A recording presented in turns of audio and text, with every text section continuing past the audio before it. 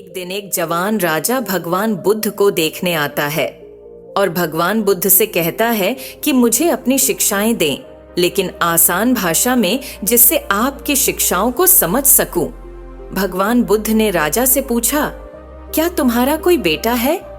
जवान राजा ने उत्तर दिया, हाँ, मेरा एक बेटा है। बुद्ध ने पूछा, क्या तुम्हारे भाई का कोई बेटा है? जवान राजा ने उत्तर दिया, हाँ, मेरे भाई का भी बेटा है। भगवान बुद्ध ने फिर पूछा, क्या तुम्हारे पड़ोसी का कभी कोई बेटा है? उस राजा ने उत्तर दिया, हाँ, मेरे पड़ोसी के भी बेटे हैं। उन्होंने आगे पूछा, कोई ऐसा इंसान जिसे तुम नहीं जानते, क्या उसका भी कोई बेटा है? राजा ने कहा, हाँ, उसका भी बेटा होगा। महान बुद्ध ने फिर उस राजा से पूछा, तुम मुझे बताओ, यदि तुम्हारे बेटे की मौत हो जाती है तो तुम्हें कैसा लगेगा? तुम कितने दुखी होगे? जवान राजा ने कहा, भगवान, मेरे दुख का कोई अंत नहीं होगा। यहाँ तक कि मैं अपने बेटे की मौत की खबर सुन भी नहीं पाऊंगा। मुझे ऐसा लगेगा जैसे कि मेरी पूरी दुनिया उजड़ गई। मुझे नहीं पता बुद्धा कि मैं उसकी मौत के बाद कैसे जिंदा रह पाऊंगा। भगवान बुद्ध ने आगे पूछा, यदि भाई के बेटे की मौत हो जाती है तो तुम्हें कितना दुख होगा? राजा ने कहा, मुझे बहुत दुख होगा, लेकिन उतना नहीं जितना मेरे खुद के बेटे की मौत पर होता। बुद्ध ने आगे पूछा, यदि तुम्हारे पड़ोसी के बेटे की मौत हो जाए तो तुम्हें कैसा लगेगा? जवान राजा ने उत्तर दिया, लॉर्ड बुद्धा, मुझे पड़ोसी के बेटे के मरने पर भी दुख होगा, लेकिन उतना नहीं जितना मेरे भाई के बेटे के मरने पर होता।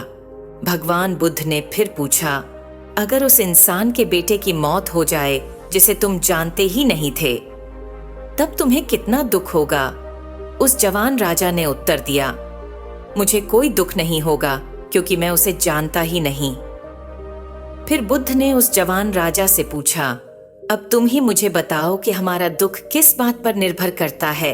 कुछ देर सोचने के बाद उस जवान राजा ने उत्तर दिया, महान बुद्धा, हम कितने दुखी होंगे, वह इस बात पर निर्भर करता है कि हम किसी भी चीज से कितना जुड़े हुए हैं, हम उस चीज से कितना लगाव महसूस करते हैं और किस हद तक हम उसे अपना मानते हैं। बुद्ध ने कहा, बहुत बढ़िया। बुद्ध ने फिर उससे पूछा, जब तुम अपने बेटे को समुंदर के किनारे लेकर जाओगे तो क्या वह समुंदर के रेत के साथ नहीं खेलेगा? राजा ने उत्तर दिया, हाँ बुद्धा, बिल्कुल खेलेगा।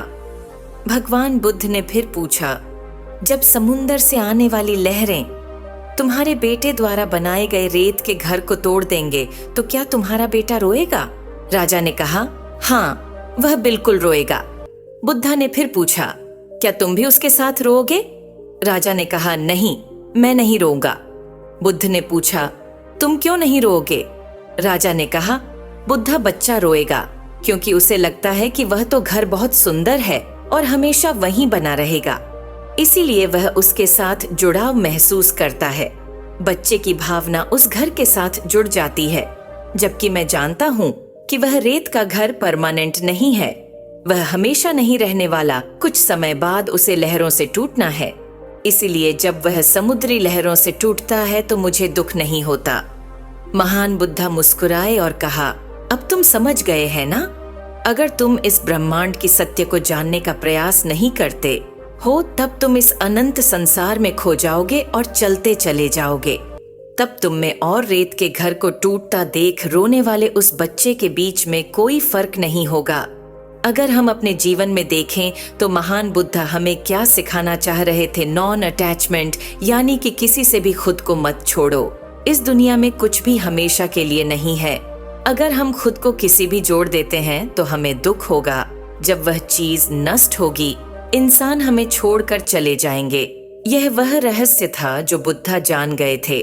शांति पाने का केवल एक ही तरीका है और वह है नॉन अटैचमेंट, क्योंकि इस दुनिया में सब कुछ केवल एक भ्रम है और इससे आप अपने लिए क्या चुनते हैं, ये केवल आप पर निर्भर करता है, क्योंकि जैसा आप अपने जीवन को देखना शुरू कर देंगे, ये वैसा ही बन जाएगा।